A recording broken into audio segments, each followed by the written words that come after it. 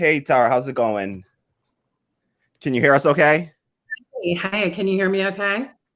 Yeah, Yes, yeah, I we're, can. we're Can you hearing hear you. Yep. me? So, Mhm. yep, absolutely. We might have a little bit of a delay Okay. going Do you have on. a delay with Okay. Mhm. Okay. Okay. I'll try I not to just talk want over you and whatnot. Hi, I just want to say before I leave, I just want to say it is a pleasure to meet you, Miss Reade. I don't call you by your first name because I have so much respect for you. So, Mama always said, make sure to address people, with respect.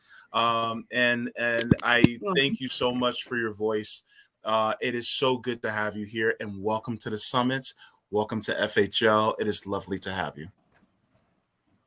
Oh, I've been wanting to be on FHL for a long time, and I follow you Yeah, all, and yeah, I'm just yeah, so proud and honored to be here, and that you yeah. selected me to be on a panel. I was really thrilled.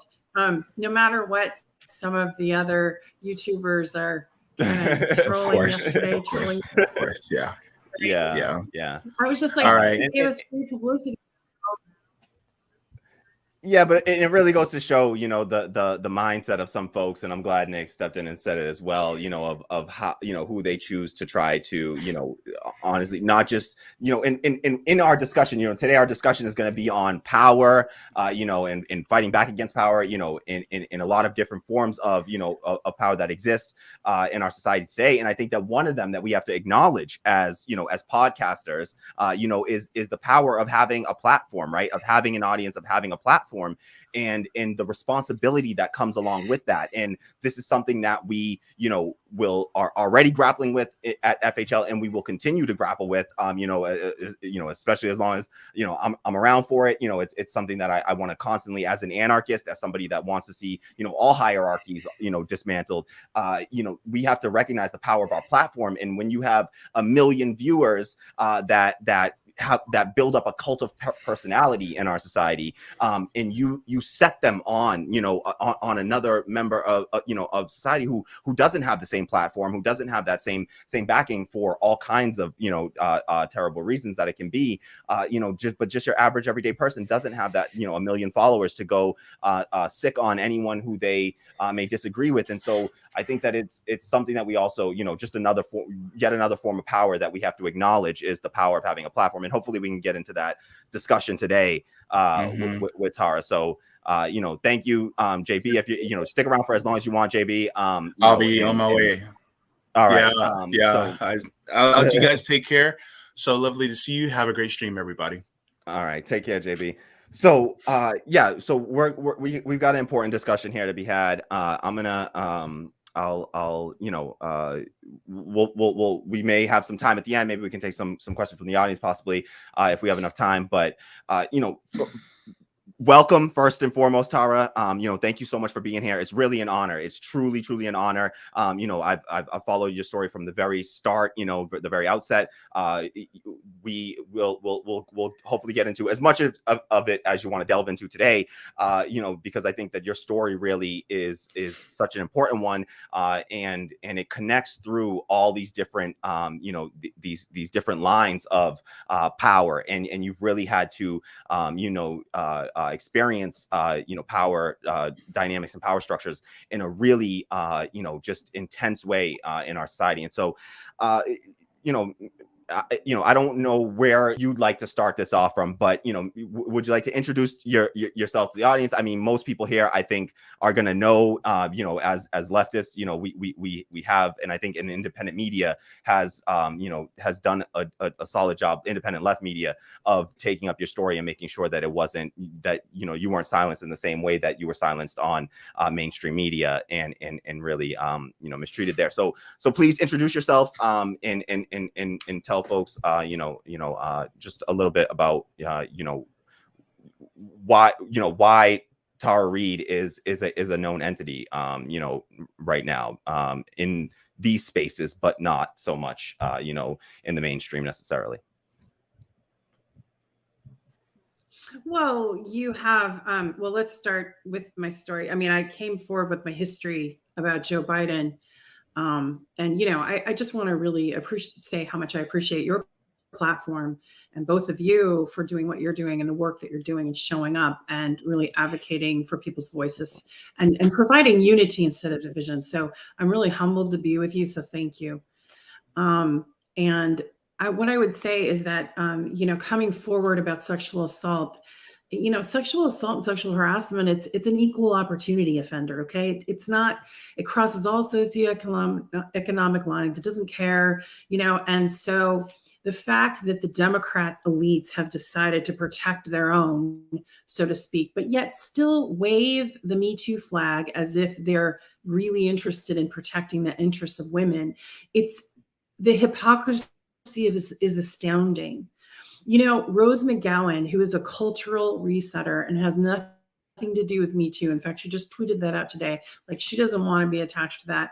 Tarana Burke actually was the founder of Me Too and had a good, and that movement that she created was about, Black women and Black little girls' voices not being heard. And then that got co-opted by Alyssa Milano and the Democratic crew, the elite. And they kind of, and then they put on their hats, their, vagina hats, and walked around and had these parades, and it became a hashtag instead of what it was supposed to be about. All of us, gender-based violence is prevalent in our world, but in American culture, it is institutionalized. And it's institutionalized with the patriarchy and misogyny, and it's all part of it. And, one of the things Tarana Burke was trying to get across too was just the silencing of Indigenous and Black voices and those stories. And I came forward about Joe Biden. And Joe Biden, when I came forward at the time, he was going to drop out of the presidential race. So I went for help to Time's Up, not knowing that one of the founders of Time's Up was being paid over $2.2 million to do public relations for Joe Biden. Now, that corruption and link to the Democratic Party has been exposed. Allison Turks was one of the people an advocate who brought forth the corruption, and then they did an investigation with the Cuomo survivors and found the link that Time's Up, this organization that was supposed to protect women and provide them legal and a platform that was safe, was actually, in bed with the Democrats, literally, like taking money. So they weren't just suppressing our stories. They were actually having meetings about how to smear us, how to silence us. And I never really call out the New York Times very much because they were pretty brutal to me. I was pretty much their target practice all last summer.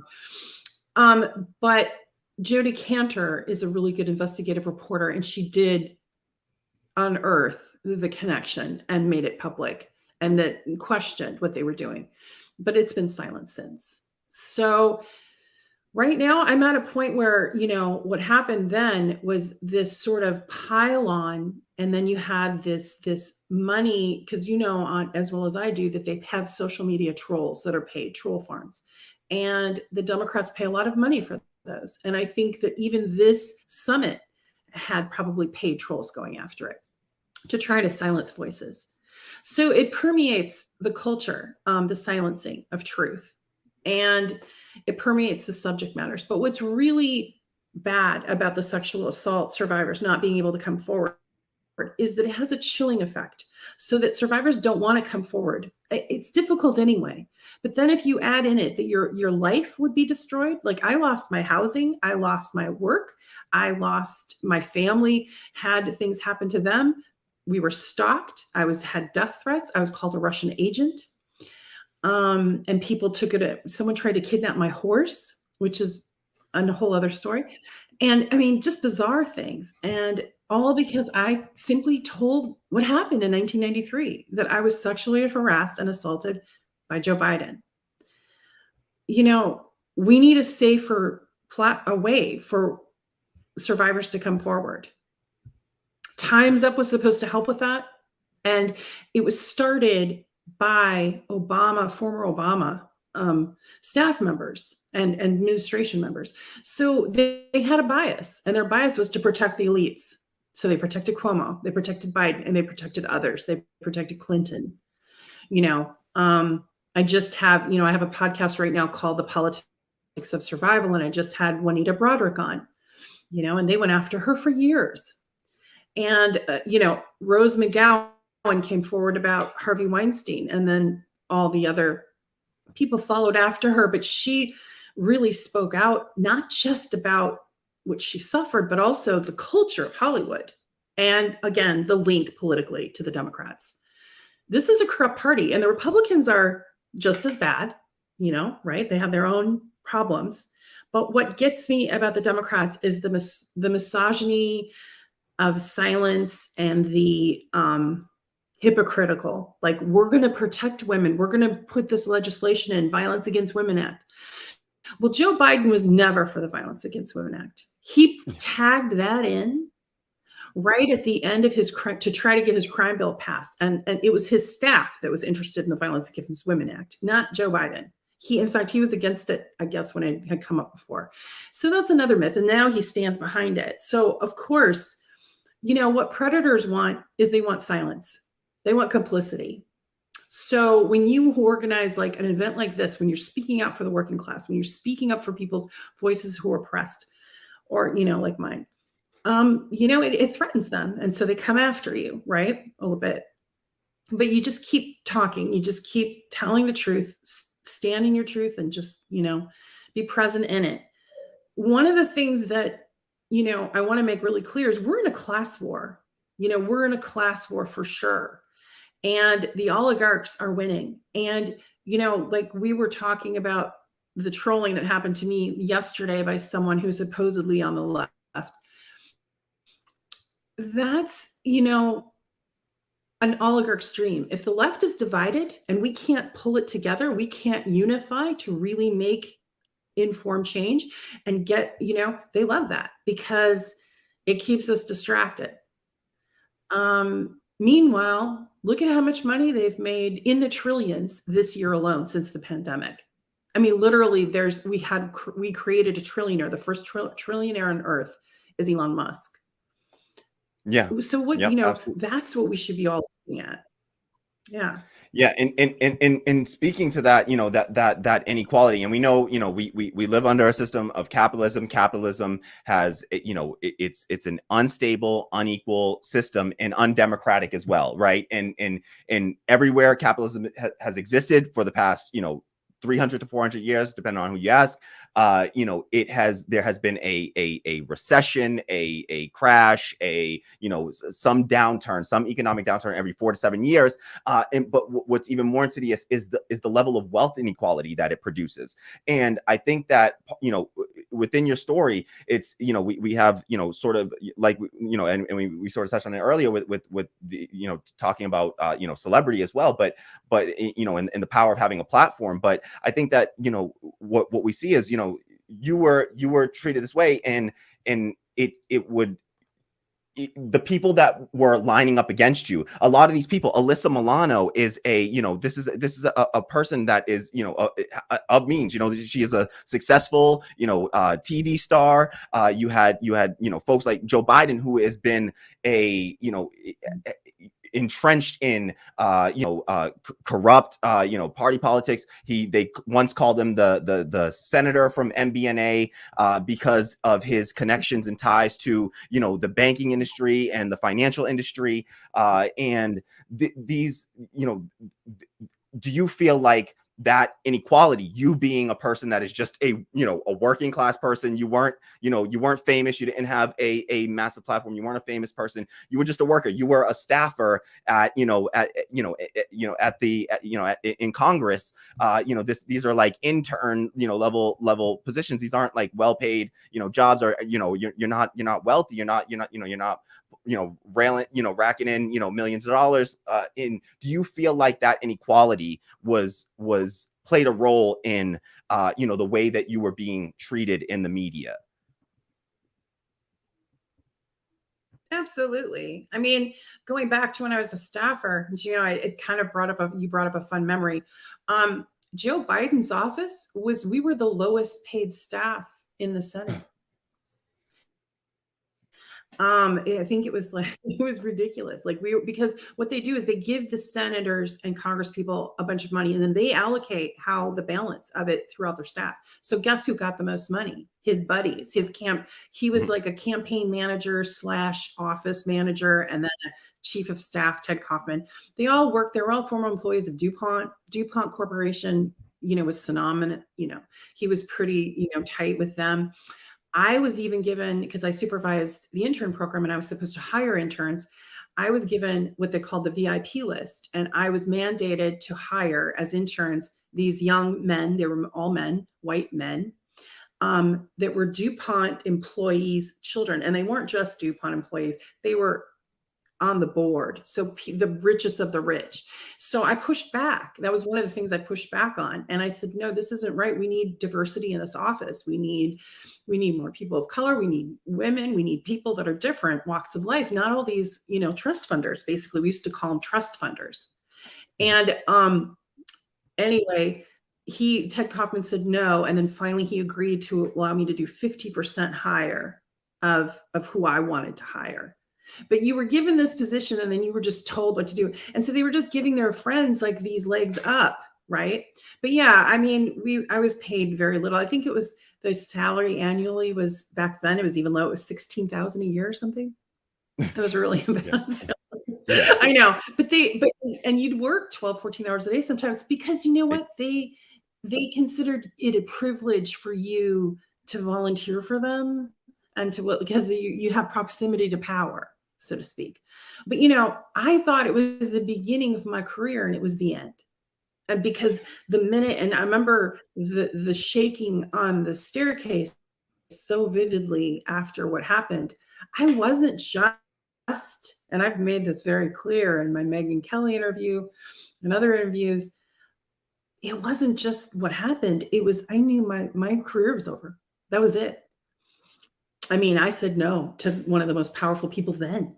He was chairman of the judiciary and, a powerful senator. And that realization back then, especially, I knew I wasn't going to be able to get another job on the Hill, and I couldn't. And, that shouldn't be like you shouldn't, because you say no, shouldn't mean the end of your career.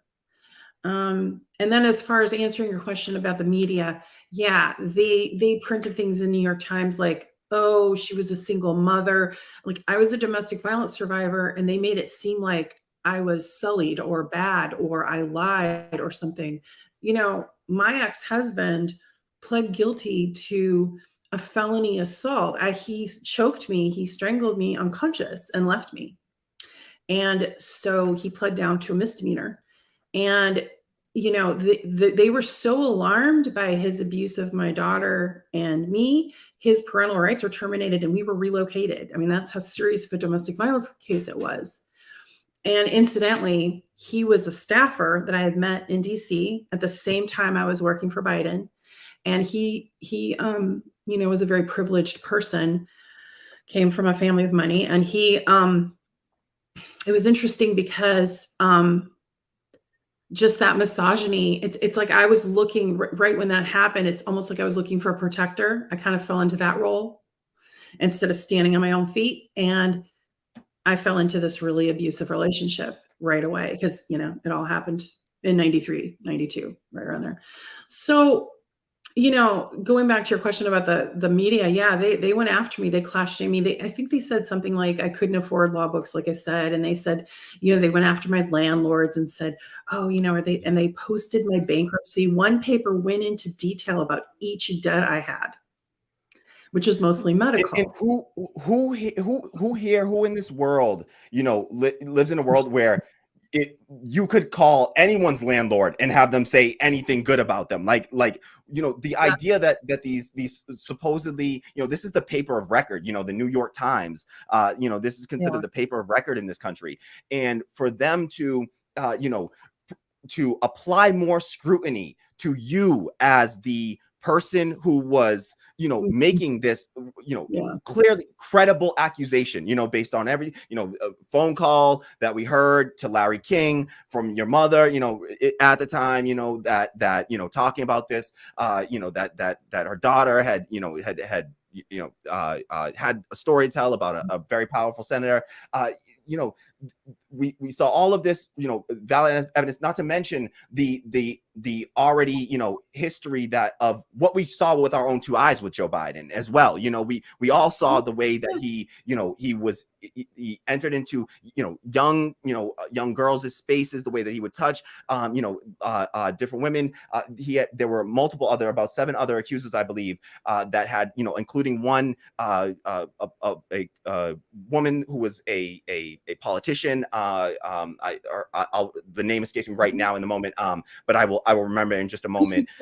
And Lucy Flores, thank you very much, from Nevada, who told a very chilling story of just him absolutely violating her space. There was no reason.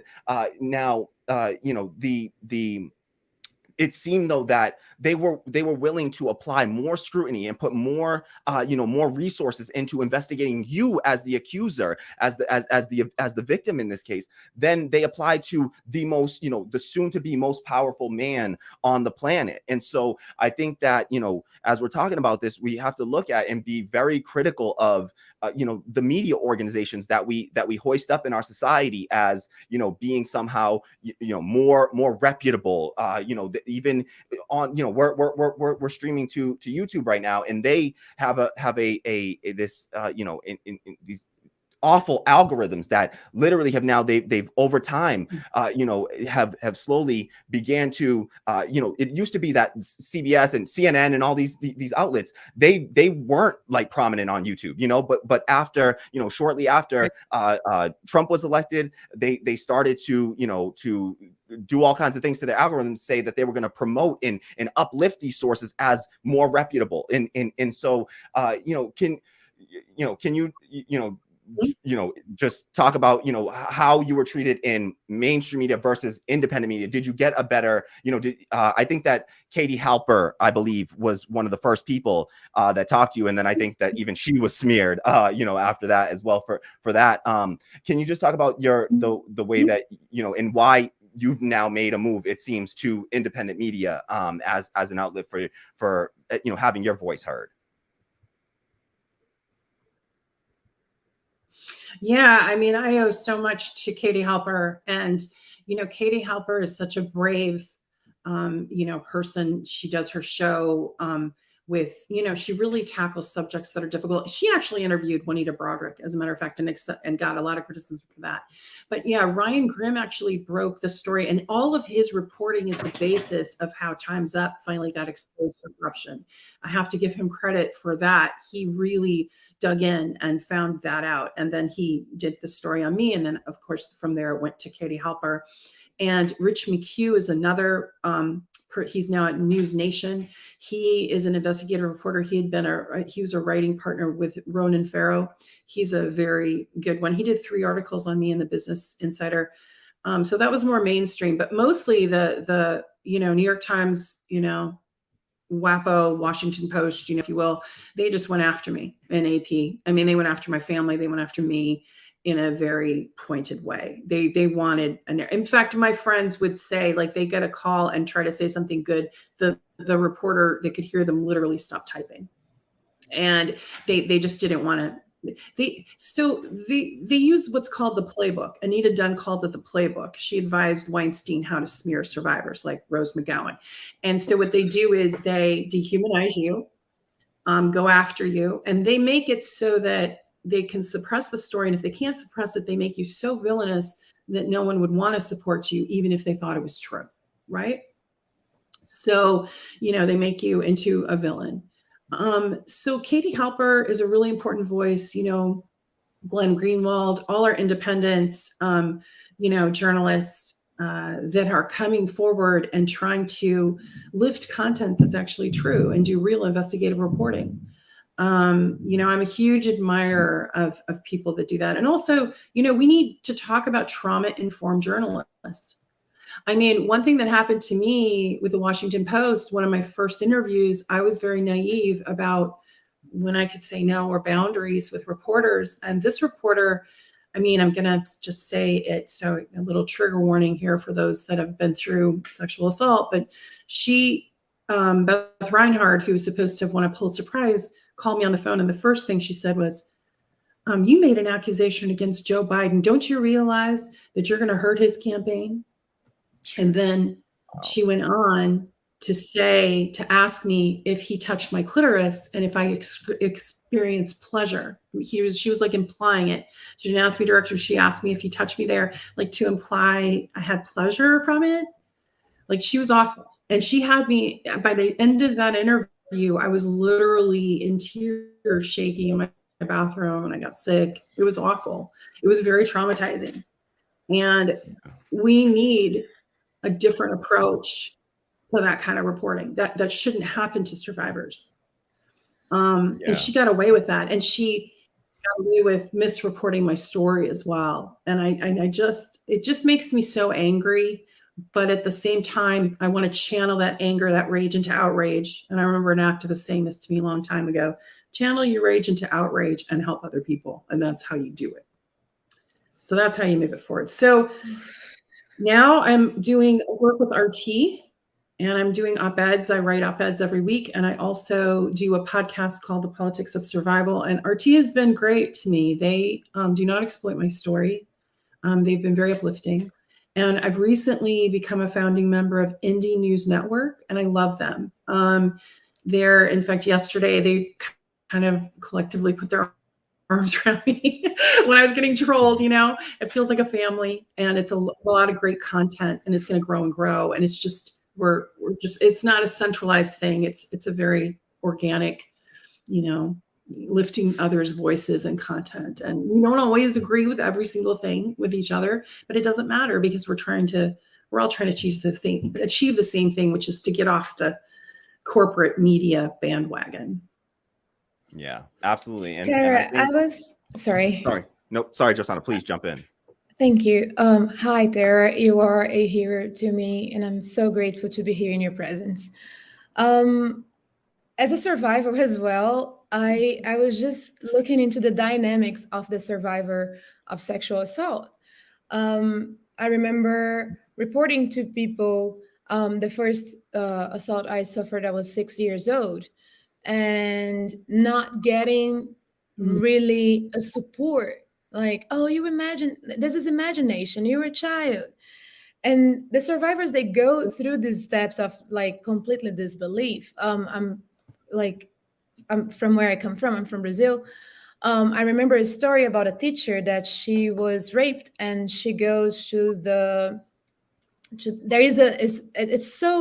it's so intense over there. But since I'm here, I'm seeing that here is the same thing, that you have like a special division in a station for women. And even though you were being interviewed by a woman detective, they were like this to her: well, but like you were wearing this shirt, what you wanted.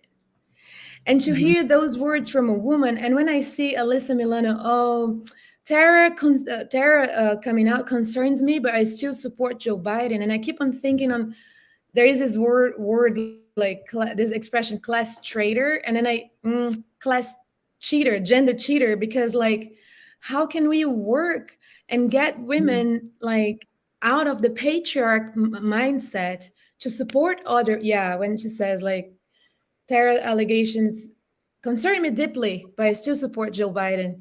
So the question in my mind is like, how can we get women out of the mindset? I mean, I don't care about Alyssa Milano. She's awful. But how can we get women out of the patriarchy mindset to come in and support other victims? Because I always say, I believe the victim. That's it. I am a survivor, and I know what has been in the side of the story to like, nobody believes your story. And so how can we get out of that? Like, do you have an idea? Like, how can we get out of that patriarchy mindset and support each other? Because how many times you see women coming after women in social media, and then you see like, when people touch the subject of white feminism, because white women are not supportive of women of color, and all this like this infighting that only serves to the patriarchy purposes, right?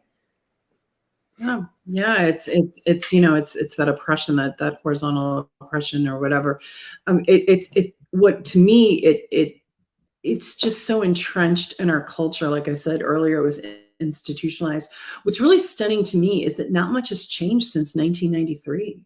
I mean, it's here we are in 2021, and my daughter is a grown woman and still grappling with the same issues I was grappling with, my mother was grappling with, my grandmother was grappling, and so on and on. So how do we stop it? Well, we need to stop generational abuse. We need to stop electing predators. We need to make it not okay.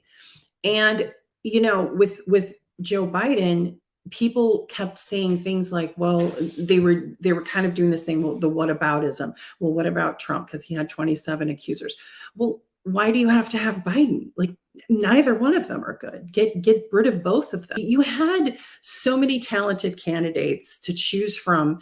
We have, you know, the Green Party, we have the People's Party, we have other you know, political parties we can look at. So women need to get over that. And one of the shocking things that I had said to me by older women, or women my age group actually, and a little bit older, would say, well, this is just how men are, you know, just move on.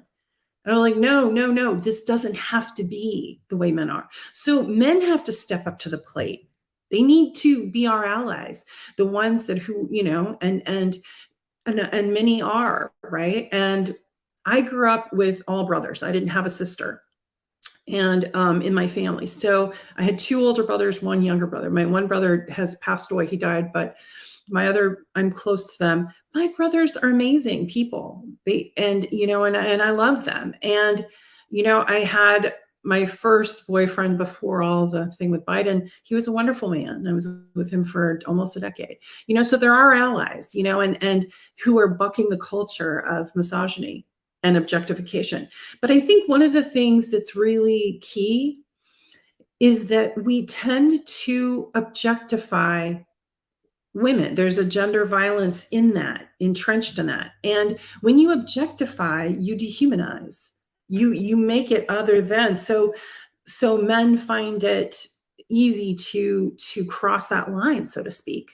And you know, it's a complicated thing. Many things are true at once. All I know is that when I, you know, came forward, some of the people I thought would be my allies were actually on the other side of that. And I had like elite Democrats like Nancy Pelosi. And then you had progressive, so-called progressives like Stacey Abrams, who not only denied me, but said it didn't happen without ever speaking to me. And so you're right. You know, if you, I mean, who needs, you know, friends when you have those kinds of, you know what I mean, of that saying, but like, I mean, what you were just saying about women turning on each other, it's been stunning, actually. I've had more women trolling me and attacking me than I have men. And what does that say? Why are we holding up this really sick kind of patriarchy that isn't helping us? You know, so we need to really look at our culture, which is going through a change, I think. I think that I'm hopeful that my daughter's generation, your generation, is going to affect that change and transform it. And also gender fluidity and those conversations are happening now. And with that, there can be discussion about real conversation about gender violence. Thank you. I want to touch a little bit too in the aspect of that, like, because like, did we internalize misogyny as a group, as women? And because we are taught by patriarchy to compete, right? We are taught there are no opportunities, there are not enough opportunities. I remember hearing things that and here in Belo Horizonte, is the town I was in, there are like 20 women for one man. So like this kind of like, you know, this kind of mindset that women are always competing for men's attention. Mm-hmm. and right. Like it goes in the universe of trans women too, because like Brazil is the number one killer of transgender women, and it's impressive to see like women saying, because transgender women, they are out there to be violated, and it's awful the way they're being treated, and it's so hurtful to see women saying that transgender women are not women because they don't have the same experiences, and I feel like white supremacy and capitalism will always win if we're still with the mindset of competing, if we're still absorbing this kind of situation. And to be discredited, like, I'm really sorry for your experience, and also at the same time really grateful because you came out and you spoke up. Because like that, I can say like, oh, there is somebody that went through the same thing as me, the same experience as I did, and spoke up. So now I can feel that I'm not alone, and that this work that you do, it's just amazing, because putting yourself out there with your own experience, it's heartbreaking, sorry, and so difficult. So I keep on thinking like we are like supporters of a system that we want to overthrow by not checking ourselves out. Like, to be discredited by somebody that even spoke to you. This is beyond cruel. Yeah, and I think it has to just repeatedly be said. What you did was, a deeply courageous act, Tara, in coming out, and because I think that another narrative that we've heard, and I want to get to your points about, men's role in dismantling patriarchy, because I think that is, in the same way that we talk about, you'll hear, Black folks telling, white allies, of ours, you gotta, it's work that you have to do to, do the anti-racism work within your own, within your own spaces, in your own families, breaking that down in your own spaces, that's work for, for white folks to do, in the same way, like racism is not, a Black, or the marginalized group's problem. These acts of oppression are not the marginalized group problem, but rather the dominant group's problem. And it's really, it's the work of men to they even in the way that they talk about, rape in media oftentimes is talked about how many women are raped, but they don't talk about how many men are doing the raping, like this is the way that it's talked. It's always framed in the, it's these acts against women, as it's if like there's we are no making it actual happen to ourselves. We are the Mhm. ones that are making it happen to ourselves. Absolutely. And I don't want, and I'm not going to take this space up to be saying, of course there are, men who are raped. There are boys who are raped, there are some rapists who are women. There's in the Catholic Church, we often hear the story about the priests, but not about the nuns and the violence that they committed against, and the sexual abuse that they committed against young girls, in those spaces as well. So for sure, but definitely we have to talk about, in the same way that we would tell, white folks to be doing that work. It's on men to be doing the work of, like Josana said, first self-reflection, figuring out what tendencies do we have that continue to uphold and reproduce these sort of power dynamics, how we teach our children, how we it's up to us to to impart this upon our nephews, our sons, our brothers, and to not we can't accept the BS excuse and the locker room talk, or that's just how boys are. That's unacceptable at this stage. But we still have a lot of work to do, because we've seen that even with courageous folks like Tara coming out and telling their story and doing this work. There's a media narrative that somehow there's something to gain for people, they must be after something, the survivors that come out and speak out against this. And so did you experience that? Yes, I was just about to ask, did you experience anything there?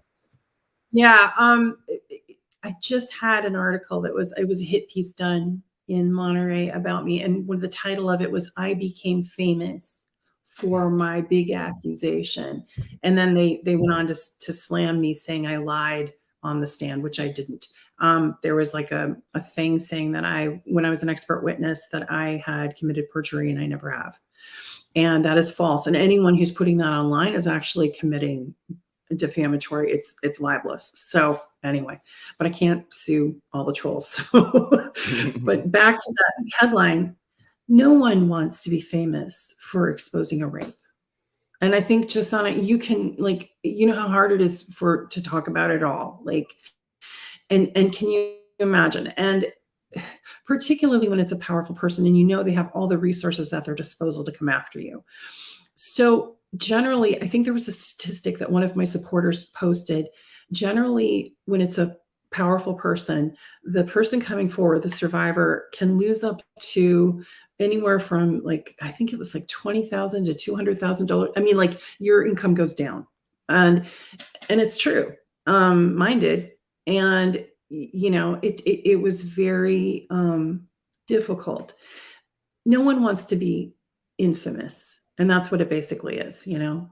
And that's what the whole book Anna Karenina was about, you know, when she threw herself under a train. Nobody wants to be known for a scandal or for, you know, it's uncomfortable. So that's kind of a ridiculous narrative, but again, it's one that they go to, just like they talk about what we wear. And Jasana had brought that up. You know, before you had said, you know, they talk about just the myths, the rape myths. You can go through them. What we wear, what we were doing, what we were, you know, how, and even like when I experienced my thing that happened with me, the first thought I had was, because he had said to me, "Come on, man, I heard you liked me." I immediately thought, what did I do wrong? What did I say? Immediately, I turned it on myself. And in that moment, internally. So we are predisposed to accept that because we're just indoctrinated, as, you know, women, girls, to take responsibility for actions that we have no control over. They're from another person. You can't control another person. They're doing their thing, right? So yeah, I really have a strong feeling about that whole thing about, you know, gain for survivors. No, there's very few survivors that get justice. I mean, look at the Cosby survivors. They went through similar smearing that Rose McGowan went. You know, Bill Cosby was seen as America's dad. He was beloved. They were dragged. Those survivors were dragged, threatened. All the things that happened to me happened to them. Then they got some measure of justice. And I can't imagine the pain they must have now to have that rug pulled out because he was let out of prison. And I saw trolls going after them and mocking, and it just was so painful to me. And I wanted to hug every one of them and say, I'm so sorry. I'm so sorry this is happening to you. When is our society going to get better? You know, and so, and he's already talking about making some sort of a comeback. But, you know, when it's a powerful person like that, they just buy their justice. Yeah. And it seems like there's no, you know, there's no even interest from, you know, you have the most powerful, you know, man in office right now. It seemed like with Trump, because of the fact that, you know, he had this sort of outwardly, you know, just unlikable sort of, you know, behaviors. You know, he's just a dude who's just like, you know, there was, he said the quiet parts out loud. You know, he wasn't the, you know, he didn't quite dress up the right way and put on the face and sound professional enough. So the media was a little bit more willing. They used to do things like track how many lies, you know, Donald Trump is told every day, but we don't see that same treatment in the media for, you know, with the same media folks. You know, they had lie trackers and all these kind of people. They were hiring people just to do this work. But, you know, Joe Biden lies every day, day in, day out. I mean, he lies about, you know, his record. He lies about, you know, what what he did to you. He lies about you know, what he's going to do for his constituents and the voters and the American people. And there doesn't seem to be the same sort of, you know, media attention placed upon it, because there's certain people, I think, and just like with Bill Cosby, I think that this is another part of it where, you know, some of it is cult of celebrity, and then some of it is this, like, you know, propping up of sort of, you know, well, he's presidential and he puts on a good face. And so it's even worse, I feel like, with somebody like Joe Biden versus Donald Trump, because then you get, you know, the people, the very same people that were just doing all this work of, you know, seemingly trying to expose Donald Trump for all the, you know, the terrible acts that he did. For now, like, I've just seen, it's like the story has disappeared and nobody's talking about this, when this person is a, you know, we have yet another, you know, rapist in office, and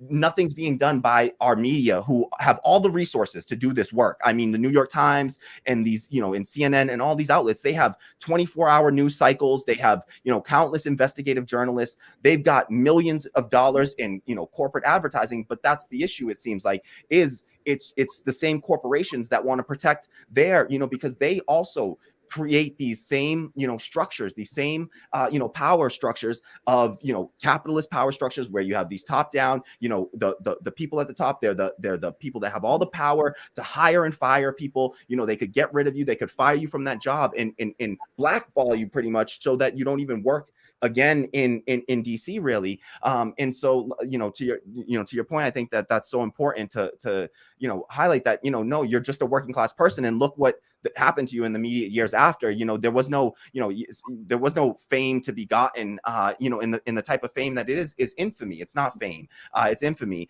It's not beloved, and we see people that will latch on to these personalities and defend them in a way. We see it even with Bill Cosby, and, you know, even within the Black community, you got folks that will, you know, say, oh, well, he's Black and they're only going after him because he's Black. Or, you know,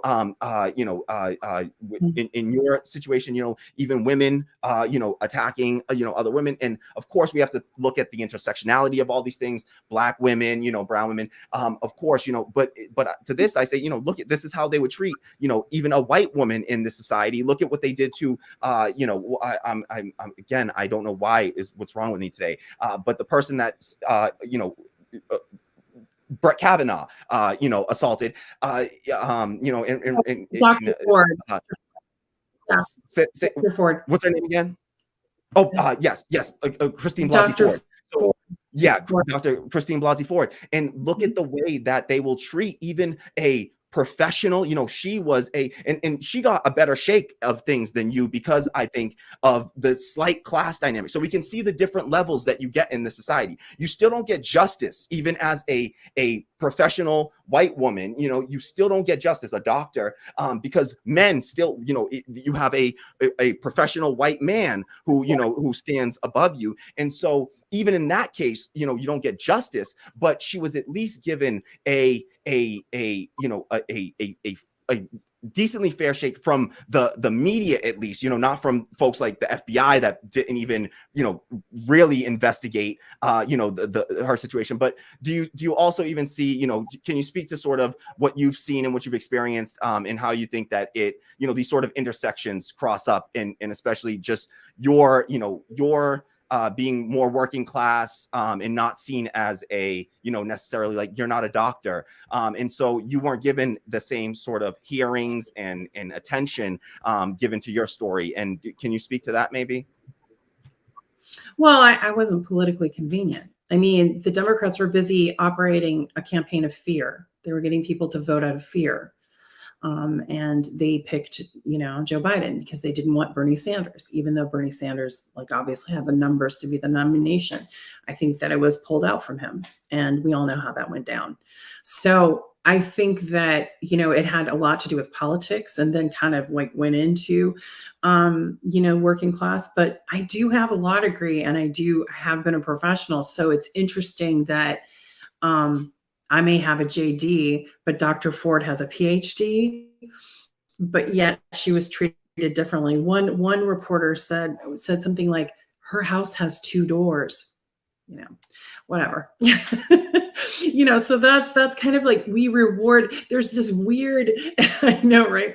There's this weird sort of worshipful thing we have about money and the shame around poverty. And I think this is where I think it really, we need to talk about it. As we move forward with a movement, we need to let go of the cloak of shame. There should be no shame with being working class or struggling in poverty. There's no shame to that. There should be no shame around sexual harassment or sexual assault. The only shame should be with the abusers. I mean, they want our silence, so they like us to be shamed. Same thing with the oligarchs. They want us to be ashamed of thinking somehow that if we worked a little harder, we could get that million. Well, that's bullshit, because we all know that most of the people with most of the money inherited that money and invested it. And it's like, you know, it was already established in sort of the system that's you know, kind of gradually gotten rid of the middle class. You know, look at things now. I mean, when I was young, my parents could afford to buy houses and cars. Now, because we were middle class, upper middle class. Then in my generation, you can't even buy a brand new car. It costs as much as a house did back then in just a decade. In just a decade. Now with my daughter, it's even more. The economy is even further away. All of those things, buying a new car is out of reach. You have to buy a used one. You have to have 2 jobs, not 1 job, so that you can pay your rent and pay all your bills. You know, it's like we're literally just falling into this thing where we think if we work a little harder in that hamster wheel and keep running around, that it's going to come to us. Well, it's not. Elon Musk is not going to share his wealth. Neither is Jeff Bezos. None of them are. And Jeff Bezos owns, you know, the Washington Post, and you know, they own the internet. Like, so of course they're shaping the information, they're shaping the messaging, and we're, you know, kind of swallowing it and consuming it. So we have to break out of that. And so like these kinds of summits are really important to educate people to wake up, put on your critical thinking hat. When you see an anti-Russia, you know, propaganda thing, and they're trying to drum up a war, think about it. Russia doesn't want to go to war with us. Do some more reading, follow the money, look at the reporter, look at their background, look at why they're being paid to say what they're being paid to say what they're saying. So follow the money, in other words. Just like with, you know, I think someone mentioned yesterday, the Young Turks recently got an infusion of $25 million. Has that changed their messaging? You tell me. Yeah. And I think that's something that you just said. Oh, I'm sorry. I'll let Josana jump in here. You know, it's funny to think that, what, to your point about Russia, like, oh, Russia sending bots. And if anything, Russia is actually going to war with us. The warlords are playing games together. Get out of the team mentality that the red and the blue, which one is nice, which one is not nice, because they are playing together. I said today earlier, the US doesn't have a 2-party system. The US has a 1-party system, and it's not blue, it's not red, it's white. It's the party of white supremacy that's destroying all of us and the world. It's been abusing, and it puts this propaganda inside our heads. Mm-hmm. So we treat politics, we treat social justice as like football or basketball, where you have a team and you're so blinded by it and you support anything. Because I have an uncle, his name is Joe. He's a rapist, he's a racist, and he's a war criminal. He might as well be president of the United States of America and being pushed down our throats. When you came out, I was like, because I was already seeing all that propaganda pushing for him before Trump. It was like when the transition from Obama to Trump, they always put in like nice memes about him being the angry guy that's going to punch Trump. He's so cool. And he's like, I was like, this man's going to be the next president. Trump is just to elect him, because the liberals, which I call right-wingers, white supremacists, they don't like that. It's not that they don't like the Trump's policies. They don't like the way Trump speaks, because they like to be polite, right? So he came to just like feeling that liberal agenda, and he was already being pushed down our throats. And when I saw a woman come out, a hero, you're my hero, come out and say those things, and we still have like, no, okay, but it's going to be him anyways. It's like, wow. Yeah. The reality show is playing itself in our, and who chose him? Like, it was not blue, us. no matter who. Yeah. And that's why, I think that a lot of what we have to shocking. Nope, jump in. Sorry. I'm sorry, there's a delay, so that's why a little bit, because I think of the connection. Sorry. I was going to say, I think one thing that was really shocking was that slogan, blue no matter who, and that meme of that woman when I had come forward about my story, and it went viral. It said, Joe Biden could rape me on Fifth Avenue. I still would vote for him and not for Donald Trump or Bernie Sanders. Like it was nauseating. And then you saw like the so-called feminists writing their opinion pages about how I couldn't be right. Sorry, my cat. No, no worries. Yeah. And, So and I think that this is an issue with like, he's really. I think this is an issue with what we see, and we talk, and I can only speak to half of this, but when we talk, when folks talk about white feminism, and I hear this from from Black folks and Black women, there's this the same people, and I think that what makes this so frustrating for so many is that we have to realize, and this is really to Josana's point about tribalism and in the sort of team sport of politics and what our political system has become, that we have to look at it and start to realize that who the teams really are is the real question. And I don't think the teams are really and I think what you both are saying, the teams aren't about red or blue or Democrats or Republicans really. The teams are it really plays into power at every level, right? And it's the powerful and the powerless, right? And what we need to start to look at is is different ways of organizing ourselves and relating to one another that don't continue to reproduce these sort of power dynamics, right? And so I think that the way that we are going to start to build out media is going to be important, and the way that our media one is organized, and I think that through organizations like what you're doing with Indie Left News, I think is I think what we're doing here and what we're seeing is folks trying to experiment with different ways of of structuring ourselves, so that we're trying to be careful of not reproducing these same sort of power structures in the corporate media centers where everything becomes about advertising and about pleasing your advertisers. And because Joe Biden is more pleasing to advertisers, he's allowed to sort of be defended and protected by the system in a way that maybe somebody like Donald Trump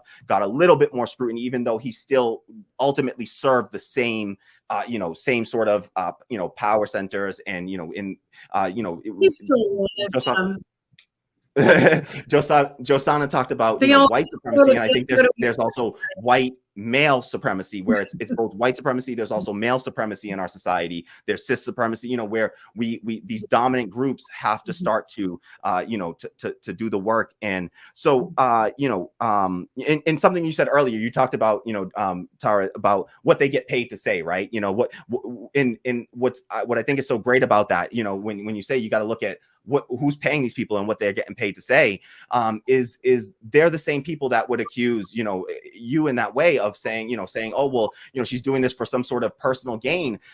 We got to start to look at what is the personal gain of those people that are writing the stories. And I think oftentimes their attempt to portray themselves as neutral in mainstream media.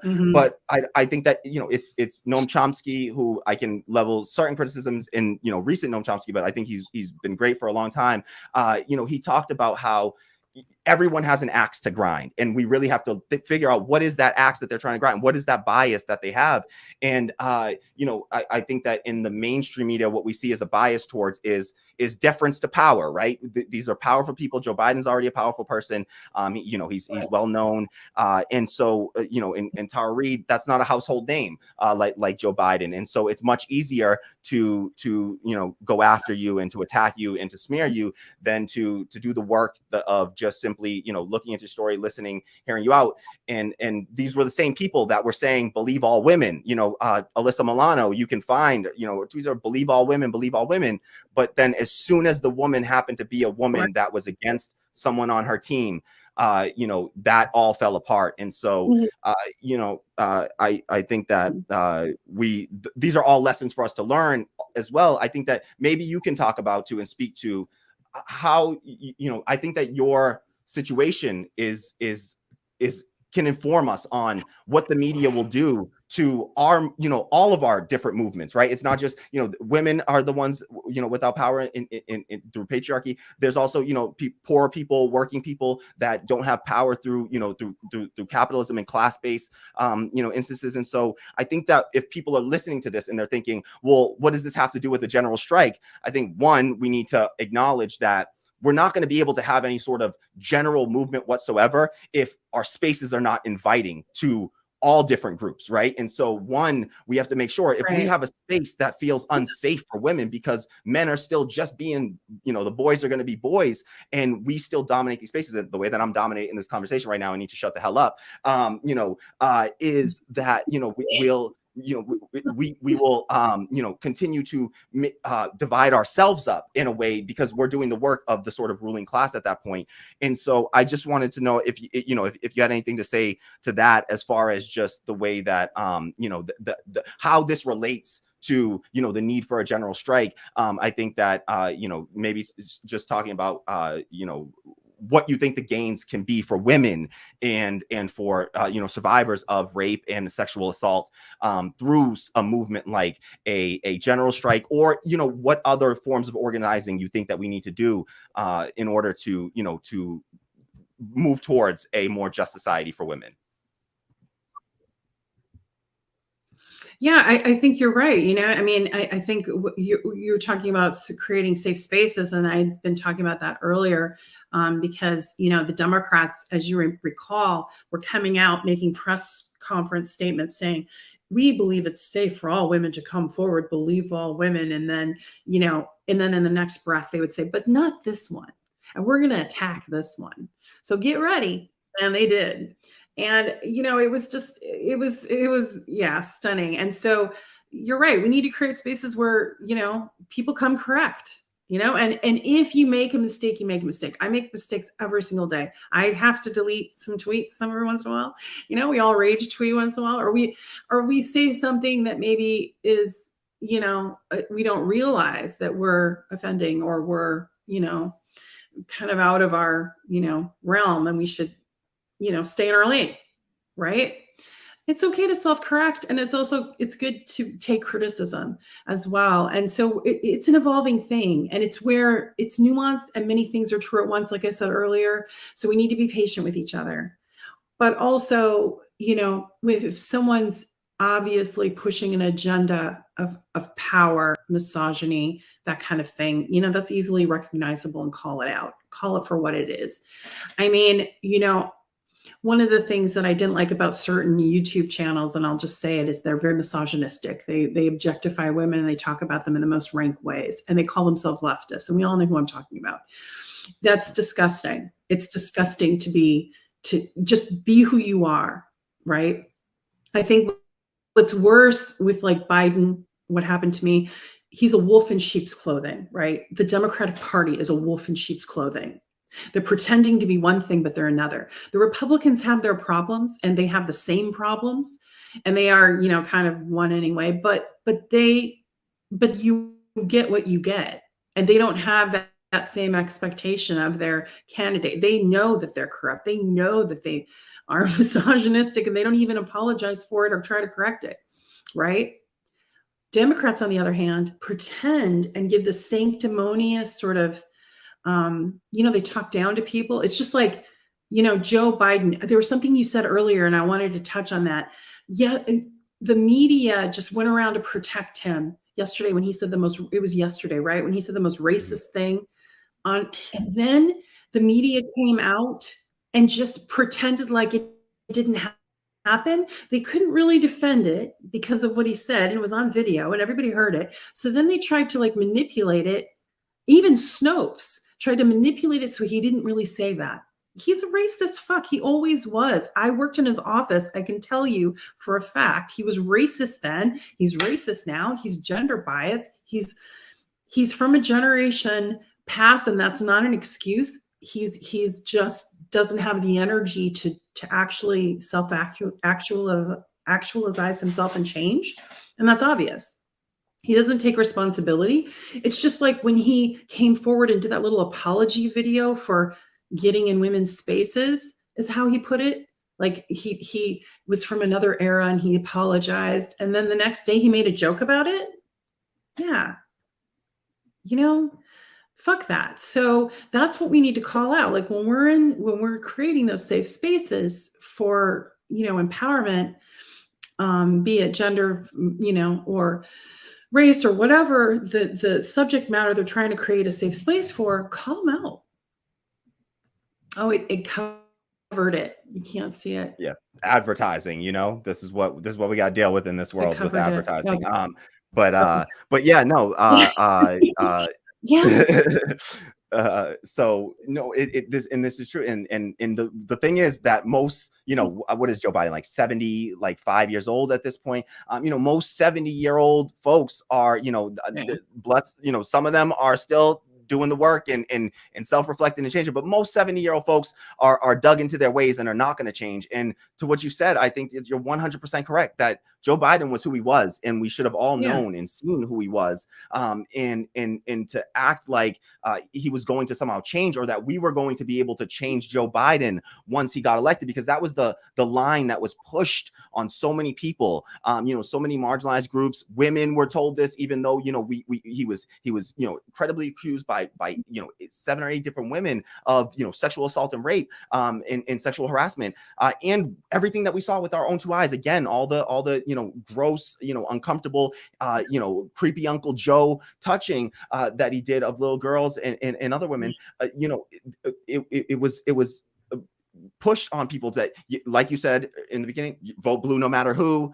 You got to do this. You got to keep on pushing inside of electoral politics, and we'll change him after he's elected. You don't change the most powerful people. That's not when you usually change folks. And so I think that, again, in this conversation of power, we just have to look at how to leverage our own power collectively. Kamali, yeah. Sorry to interrupt you. No, it's just because like when Tara says like, put on your critical thinking hat, I think it's perfect, because I've been talking about that as a foreigner. I keep on observing, and I'm like, this would not fly anywhere else. How can people just buy into it? And that's the thing, that how it works. Like, they put a very aggressive, out there vocal person to be a president for 4 years. Shithole countries, blah, blah, blah. Like, he would say all those Trump would say all those things. So then it creates an impression that we need to vote for Joe Biden. I never did that campaign, but I like believed that the squad could save me, could save the children in concentration camps. That didn't happen. The concentration camps still exist. Mm-hmm. The children are still suffering torture, and they will grow up there until they are 18, waiting for their court appearance. So children that don't even speak English, and you have indigenous children that don't speak English nor Spanish, and they are learning a language from a cop that has no supervision. And I had a person, it was my own private whistleblower that worked as a volunteer and told me that these cops have no supervision. These agents have no supervision, so they can do whatever they want with the children. So there is this thing that they call heladera, which is in English, wow. It's just a refrigerator. It's a room that they push the children there for no reason. It's a very cold room, because these children are coming from Central and South America. We don't experience this kind of cold here, over there. And they just leave them there for torture. So you have this kind of things happening in American soil. Terrible. So, and then you put a person that is like very verbal and vocal, saying nasty things. So then you create that sense of relief that when you elect a rapist, a racist, a disgusting person, it will be fine, because he doesn't speak so much like that. But I love that he's coming up and speaking the person who he is, right? Mm-hmm. Yeah. I mean, what we're seeing with the human trafficking that's done at the border and the sexual assault, it's horrible, and there's not enough discussion about it. I mean, there's nothing in the mainstream media about it, and you'll find that many subjects are being ignored by the mainstream media. Julian Assange, we're watching, a man being tortured in front of us by Western powers. England is colluding basically with the US to hold this man in prison who was quite brave and printed truths and war crimes and exposed, Western powers and US government and other governments that were, committing war crimes. And, that's, again, that's not being covered. So you have so many things in the media that are not being, discussed openly. and they don't want us to discuss it. And in particular, they don't want to discuss the border. It seems like since Biden's come into office, which the same things are happening and even worse, there's been very little discussion. You don't see NPR doing their daily thing on it, right? NPR doesn't talk about it anymore. Why? You know?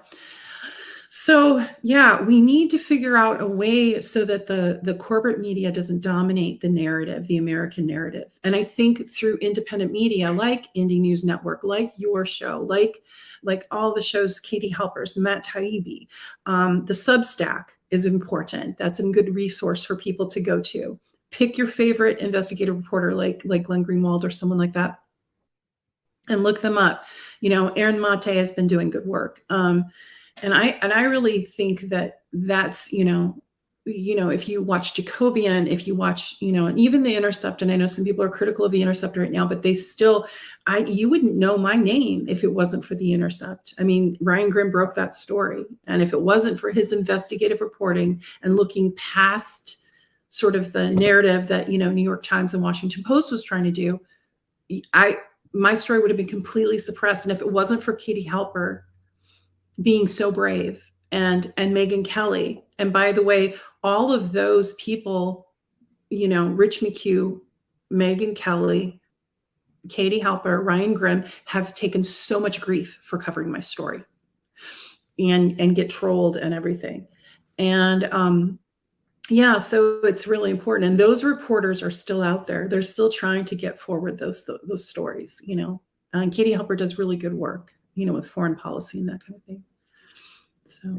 Yeah, and I'll, you know, and I agree 100% with everything you said there, and you know, and I wish that you know, even some of those folks that you named, like, you know, some of the, you know, the Fox News folks, you know, people will try to, you know, discredit you because, you know, you use these outlets, but we have to recognize, you know, of course, you know, the reality is, yes, it's because they are on the other team and they, you know, that's the only reason that you can get on them, but that doesn't mean that your story is any less valid, you know, or you know, credible, simply because the you know, the networks that you know, the liberal networks, the MSNBCs and the CNNs, you know, just because they don't want to cover your story, it's something that we need to look at critically of those organizations. And of course, you know, I wish that Fox News would cover, you know, the credible accusations against, you know, Donald Trump and you know, Republicans in the same way. This is why we got to be careful with all of them, but don't look at, we as a media literacy point for people, you know, you again, with the Noam Chomsky point of everybody has an axe to grind, you can look at it and say, yes, they have an axe to grind, but that shouldn't change the way that we, you know, try to absorb the facts. And again, when credible information comes in front of us, you can read from a lot of different sources, and just, you have to keep in mind what is the biases of all of these organizations, and even our own when you know, as we do the work that we're doing. And so I think that, you know, to anyone that would try to say, oh, well, it's Megyn Kelly and it's Fox News or anything like that, you know, I don't think that changes your credibility any. It simply is you know, a condemnation, and should be a condemnation of those outlets for not covering when it's their team, you know, and so in the same way that the New York Times will cover Donald Trump in those stories. So you know, I don't think that changes your credibility in any way. And that's yeah, you make a good point, because when I was being approached to do the interview, I was approached by Fox, of course, and by a couple of outlets, but some of them wanted to do like a hit interview or whatever. I chose Megyn Kelly because Megyn Kelly is a survivor of sexual harassment in the workplace, and because I knew she would give a tough interview, and because she wasn't with Fox anymore because of what happened to her. And she was also kind of this independent voice. She was kind of pushing up against the power structure and did her own thing. So when I actually, when she reached out to me, I said, hey, you know, I'm wanting to do this with you. She got Rich McHugh actually to produce it. And then they had worked together, and they both pushed against, as you know, Rich McHugh pushed against NBC. That's huge. And, you know, it costs a lot to do that. Ronan Farrow pushed against NBC because they wouldn't move forward on the Weinstein story. So you have people, these journalists that are trying to do good. They're in mainstream, but they're trying to do good work. Ronan Farrow's phenomenal, and he's a trauma, informed reporter. And I don't, his politics do, obviously he's very close to the elites in his politics, and that's obvious, but yet I would trust him because he doesn't care the political affiliation of a politician. He'll expose what they do, like he exposed Cuomo, like, with Lindsey Boylan. And he exposed, that whole thing. So you do have people that are trying to push up against the power structure, but look how hard it is for them to then keep their career going, right? Now for Katie, it's, she's in the independent, she has that corner, but for Megyn Kelly, she was mainstream, and now she's outside that box. And so she's having to create her own platform. That's a lot. So, it's moving forward, you do have people wanting to think outside the box and do different things. And I think that we're the future, the content creators, we're the future, like Indie, News Network, that's going to come up, and all of us, we're going to try to get it out there, right? Get our content out there. Facebook called me, like if you Googled my name or whatever, or, search my name in Facebook, I was called election interference. So I was suppressed. And like I had someone trying to buy ads, and they had difficulty buying ads to promote my book. So we didn't do that. And then I think one ad finally came through, but for me, like on Twitter, I'll get shadow banned. Lee Camp just had me on a show, and I had to re-follow him twice. They kept, like, I've followed him for a long time, and he says that happens to him. Like people say, hey, I keep having to re-follow you. Yeah. So it's just, they're messing with us, as far as like the main, so we need to find the alternative sites like Rofkin, and we need to support like, different news outlets and things. So yeah. And where can folks find you in your podcast right now? Where is that? I think Quaker Socialist might have dropped a link in the in the chat, and everyone should definitely go check that out and give that a follow as well. Buzzsprout gives you the best one, and Buzzsprout is it kind of lets all the platforms, because it's Apple, it's all of them. It's the politics of survival, and RT was kind enough to produce, as you know, and you can I'll also release on Substack as well. But if you go to that Buzzsprout, it kind of gives you all the platforms. And please do leave a review if you want to, because trolls they pay trolls to like give me negative ones. Same thing with my book, Left Out When the Truth Doesn't Fit In. A bunch of trolls come through. So anyway, it's pretty funny. I can imagine. We saw it, we saw it in action on Twitter as well. So, any last thoughts? We're a little over time, but we can go a little bit longer if we have to. Like, we can run a little bit over, but if Josanna or you have to get out of here. No, I'm staying with Tara, and she calls it a day. Yeah. Yeah, we can wrap it up here. Actually, every time you talk, Emily, my cat like jumps up. It's so funny. Something about your voice. That's the cutest. Bumpy. Cat. His name he was named after Bumpy. The gangster Bumpy Johnson or whatever. Yeah. And then I used to have a cat named Che Guevara. Oh, nice. Yeah. I'm trying to get all my cats with like revolutionary or hardcore. That's awesome. He does bite toes in the morning if you don't feed him on time, so he can be pretty intense. But anyway, thank you for having me and having this. And I felt like it was a safe space to really just open up and talk about things that we need to talk about.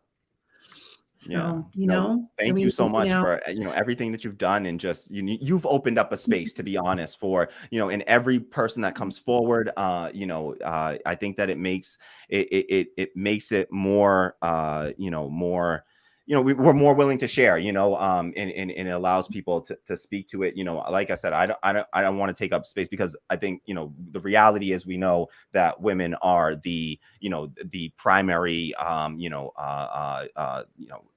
people under attack, and you know, I hate saying victims, but you know, the primary victims of sexual assault and rape. You know, I was sexually assaulted as a minor as well, but it was in the way that society has, you know, sort of looked at as it was an older woman, and because of the culture, you know, in Jamaica, where I was, it's seen as like, oh well, you know, I was 15 years old, she was, you know, in her 30s, you know, at the time, and it's seen as like, well, you know, you're growing up and she's helping you become a man, kind of thing.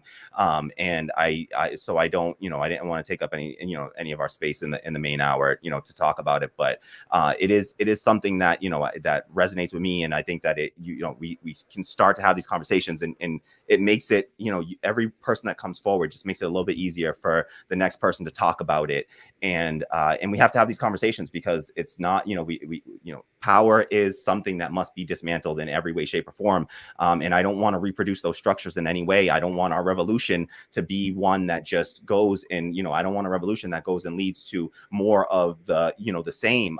You know, we got out of the civil rights era, but we landed ourselves right here, and we didn't, you know, even though, you know, we gained a little bit of rights for Black folks, we didn't gain rights for gay folks, we didn't gain rights for trans folks, we didn't gain, you know, any substantive rights for the women in all of those spaces, and so we got to keep. There's a lot more work to continue to do, and for us to question power wherever it lies. You know, I think it's Noam Chomsky, again, I'm doing a lot of Chomsky quoting today, but I think it was Chomsky who says that, you know, power has to justify itself. You know, all power should be questioned, and power has to justify itself. And so if we can't justify the power structures that are in place, we need to dismantle them. And we're trying to do that work, you know, even internally within FHL, the way that we organize ourselves and structure ourselves. I think that what you're doing over there with Indie Left News is another model that we can, you know, we're trying to figure out these things. And I think that we have to be constantly critical of ourselves as well, and make sure that we're you know, serving these spaces correctly,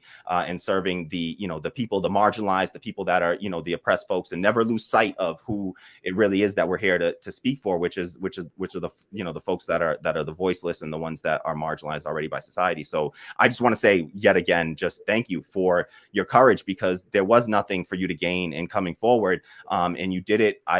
You know, I truly believe to try to help us all, you know, and I wish that the folks that claim to be on the side of women had done what they you know, had been principled in those moments, and because I think that we would have a better society if it weren't Joe Biden as our president right now. You know, we that was a time when Bernie was still out there, and we had a chance for that. And you know, I've given up a lot of hope on electoral politics at this stage of my political sort of development, but I do think that we can use lessons gained from that to inform how we start to begin to, you know, build new structures. And so thank you for being here tonight. Josana, do you have any closing thoughts here?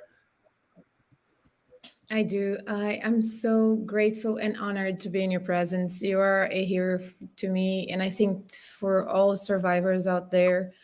And I just wanted to say, like, if you're a survivor, we are here for you. We embrace your pain, and we know the pain because we also are. And I think it's beautiful to call sexual assault victims survivors, because we had to keep on going. That's what society told us. But that's how men are. Just keep on going, right? So we actually kept on going, and we are here strong, and we are here to fight for our rights. And yes, always check on yourself. Always be kind to yourself, but always make sure that you destroy within yourself the internalized misogyny, internalized racism, internalized white supremacy, because we've been taught that, but we also can be able to destroy that from in ourselves. And then the revolution we want to see will start reflecting outside of us. And I'm just so grateful. I was like texting Nick all the time. Nick, I'm going to be with Tara Reade. Nick, fangirling for you. Thank you so much for your presence. I'm your fans as well. And I want to say too, it was really important for you both that you shared your stories and made yourself, I know that's a vulnerable space to be in, and I just honor that. And I know it's hard, particularly when there's been childhood trauma and stuff. And, you know, there's that layer of disbelief that people have. It can be so frustrating and actually re-traumatizing. So thank you. And you've probably helped some other people by telling your stories tonight, by just saying that and kind of like giving that, you know, out. And, you know, I wanted to say, because I didn't say it earlier, but there are a lot of men that reach out to me that are survivors, and it's painful for them. And they really kind of walk quietly with their, again, shame is cloaking them. And so we just have to rip off the cloak of shame and say, you know, because remember, we didn't do it, they did, and they did it to us. And, you know, it's not ours to carry. So what we can do is reach back and help another person that's been through it and continue to do what we're doing. So thank you. And I look forward to interacting with FHL again. I hope I can be on the show again. And I hope you do another summit, and we need this. So thank you. And you guys are both cat whisperers, because my cat came and made his presence known. I just wanted to say something before we go. That's very important for any person as a survivor of any kind of abuse. It's not your fault. It is not your fault. Just keep that in mind. Yeah. Thank you so much to both of you for being with us. And sorry, Tara, please. No, I was going to say, you know, you can reach me on Twitter at Reade Alexandra, and READE Reade Alexandra, and, you know, feel free to reach out, and I can have resources and people that will help if you need it, because I have survivors reach out to me. So thank you both again for the honor of being on your panel. Thank you so much for being with us. Just thank you so much for appearing here and sharing your story and your experience with all of us. You really are an inspiration to so many, and we just thank you for your courage. And really, I look forward to seeing, you know, to checking out the podcast. And I encourage everyone to please, go check it out. Subscribe. Left Out is the book as well. And definitely, you know, give that a read. And so thank you so much, Tara, for being here with us. And thank you to everyone for joining us.